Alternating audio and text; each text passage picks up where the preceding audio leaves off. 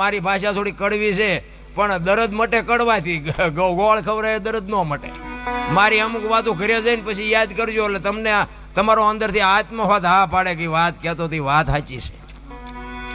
શું તમારે આ છે ને રામાયણનો એક તમને કહું કે સીતાજી લક્ષ્મણ રેખા ટપી ગયા અને હરણ થયું એટલે આપણે નગરી સીતાજીની જ વાતો કરી છે. આપણે લક્ષ્મણ રેખા ન હોય આ સંસારમાં, આપણી લક્ષ્મણ રેખાયું ન હોય. દીકરાને હોય, બાપને હોય, માને હોય, દીકરીને હોય, વહુને હોય. બાપુ જે લક્ષ્મણ રેખા ઓળંગી જાય ને એનું આ દુનિયામાં હરણ જ થાય. કોઈને પાવર હોય કાઢી નાખજો. આ દીકરીને દીકરીની રીતે રહેવું પડે, બાપને બાપની રીતે રહેવું પડે, વહુને વહુની રીતે રહેવું પડે. બાપુ જે મર્યાદા તૂટી જાય ને એ લક્ષ્મણ રેખા ટપી ગયા જ કહેવાય. અને ટપી ગયા પછી પાડોશીએ તમારા ઘરના સકન ન લે. બાપુ સમજી લેજો કે તમારું હરણ થઈ ગયું. રાવણ મરી ગયા એવું વિચારતા જ નહીં. રાવણ તો ગામો ગામ છે, અમે તો બધે જાય અમને ખબર પડતી હોય, બધે છે.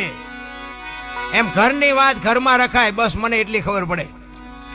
એકતાની જરૂર છે. મારો કહેવાનો અર્થ એ છે એકતા જ્યાં હશે ને ત્યાં બાપુ એક કઠિયારો છે ને કુવાડા ટીપાવીને નીકળ્યો એટલે જંગલના ઝાડવા હતા ને નાના નાના એ ઝાડવા રોવા માંડ્યા. એટલે મોટા ઝાડવા હતા એને કીધું એટલે કે હું કામ રોવો છો?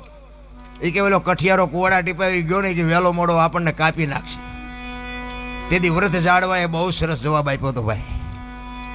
એ કે કઠિયારાની તાકાત નથી ને કુવાડાની તાકાત નથી, પણ માલપા હાથા આપણા હશે. જોજો હાથા ન થાવ તો કોઈ નહીં કાપી શકે. એમ કવાડામાં બાપુ હાથા લાકડાના હોય, નકરા કવાડા ગમે એમ મહેનત કરો તો ન કપાય. એમાં આપણા કુટુંબમાં જેથી વિખવાદ જાગે ને તેથી અંદર ઉતરીને જોજો એકાદો હાથો આપણો હોય. નકર જો એકતા હોય તો કોઈની તાકાત નથી, કોઈ કુટુંબ સામું જોઈ શકે. પછી સમાજ કોઈ બી હોય, કોઈ બી સમાજ બાપુ એકતા હોય ને એની જ મજા છે.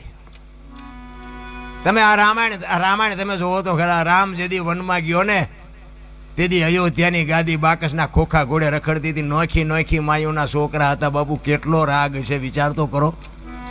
હે નકર અયોધ્યાની ગાદી એટલે દશરથ તારો દરબાર, ઇન્દ્ર જેની આશા કરે, ભાઈઓ વિનાનું ભેકાર, કડવું લાગે કાગડા. લક્ષ્મણ કે મારે નથી જોતી, ભરત કે મારે નથી જોતી. અયોધ્યાની આવી ગાદી બાપુ કોઈ ધણી નહોતો. નોખી નોખી માયુના છોકરા.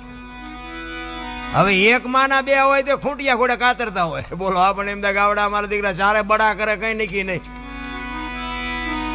ક્યાં ગઈ રામાયણ? અને આ મહાભારત તમે જો, કૃષ્ણ પરમાત્માએ અર્જુનને માફ કરજો દુર્યોધનને કીધું કે હસ્તિનાપુરની ગાદી તમે લઈ લ્યો, પણ આ 5 ભાઈ છે આમને ખાવું શું, 5 ગામ તો દો. એ કે હોના ના કઈ અણી જેટલું નથી દેવું. એ કે બાજવું પડશે, કે બાજવું છે પણ દેવું નથી.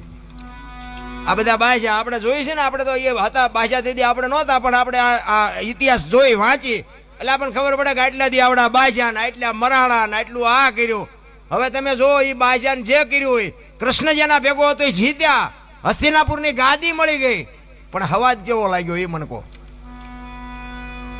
પછી પાંડવોને એમ થયું કરે આ કાકા ને બાપા ને ભાઈઓ ને આ બધાને મારીને હવે આ ગાદી આપણે ભોગવવાની.